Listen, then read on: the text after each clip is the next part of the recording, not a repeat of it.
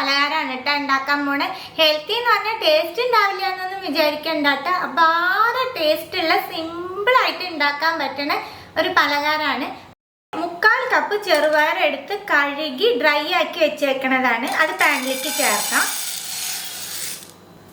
ചെറുപയർ നല്ല brown colour ആവണം, നല്ലോണം വറുത്തെടുക്കണം. അതുവരെ നമുക്കിതൊന്ന് വറുത്തെടുക്കാം.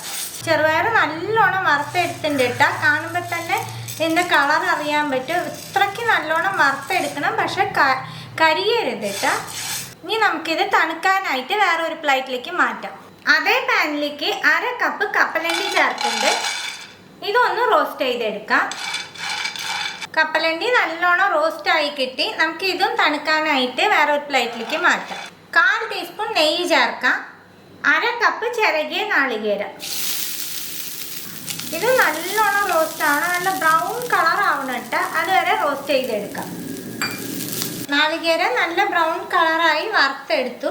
ഇനി നമുക്ക് ഫ്ലെയിം ഓഫ് ആക്കിയിട്ട് നമ്മൾ വറുത്ത് വെച്ചേക്കണ 3 ഇൻഗ്രീഡിയൻസ് ഒന്ന് തണുക്കാനായിട്ട് വെക്കാം. നമ്മൾ വറുത്ത് വെച്ചേക്കണ 3 ഇൻഗ്രീഡിയൻസ് നല്ലോണം തണുത്തുട്ടാൽ ഫസ്റ്റ് നമുക്ക് ചെറുപയർ പൊടിച്ചെടുക്കാം. നല്ലോണം പൊടിഞ്ഞ് കിട്ടണം, അതിന് വേണ്ടിയാണ് ഫസ്റ്റ് നമ്മൾ ചെറുപയർ പൊടിച്ചെടുക്കണേ. നമുക്ക് പൊടിച്ചെടുത്തിട്ട് വരാം. ചെറുപയർ പൊടിച്ചെടുത്തു. ഇനി നമ്മൾ വറുത്ത് വെച്ചേക്കണ കപ്പലണ്ടി നാളികേരം ചേർത്ത് കൊടുക്കാം. ഇതും ഒന്ന് പൊടിച്ചെടുത്തിട്ട് വരിക. കപ്പലണ്ടി നാളികേരം പൊടിച്ചെടുത്തു. 2 ടേബിൾ സ്പൂൺ ശർക്കര ചേർക്കാം. ശർക്കര ഗ്രേറ്റ് ചെയ്ത് എടുത്തേക്കുന്നതാണ്. 1/4 ടീസ്പൂൺ ഏലക്കപ്പൊടി, ഒരു നുള്ളു ഉപ്പ്. ഇതിൻ്റെ കൂടെ ഒരു 5 ഡേറ്റ്സ് എടുത്ത് കുരു കളഞ്ഞ് വെച്ചേക്കുന്നതാണ്, അതും ചേർക്കാം. ഇതെല്ലാം കൂടി ഒരു പൾസ് കൊടുത്ത് എടുത്താൽ മതി, അരച്ചെടുക്കണ്ട. എല്ലാം നമ്മൾ റെഡിയാക്കി എടുത്തു. ഈ പൊടി ഒരു പ്ലേറ്റിലേക്ക് ഇട്ട് കൊടുക്കാം. ഈ മിക്സ് വേറെ ഒരു ബൗളിലേക്ക് ഇട്ട് കൊടുക്കണ്ട കേട്ടോ. ഈ പ്ലേറ്റിൽ നമുക്ക് ബോൾസ് ആക്കാൻ പറ്റില്ല. ഇതിലേക്ക് 1 ടീസ്പൂൺ നെയ്യ് ചേർക്കാം. ഇതൊന്ന് നല്ലോണം മിക്സ് ചെയ്ത് കൊടുക്കാം. നെയ്യ് കൂട്ടിയിട്ട് നമ്മൾ നെയ്യ് കൂട്ടി നല്ലോണം അമർത്തി മിക്സ് ചെയ്യണം, എന്നാലേ നമുക്കിത് ബോൾസ് ആക്കി എടുക്കാൻ പറ്റുള്ളൂ കേട്ടോ.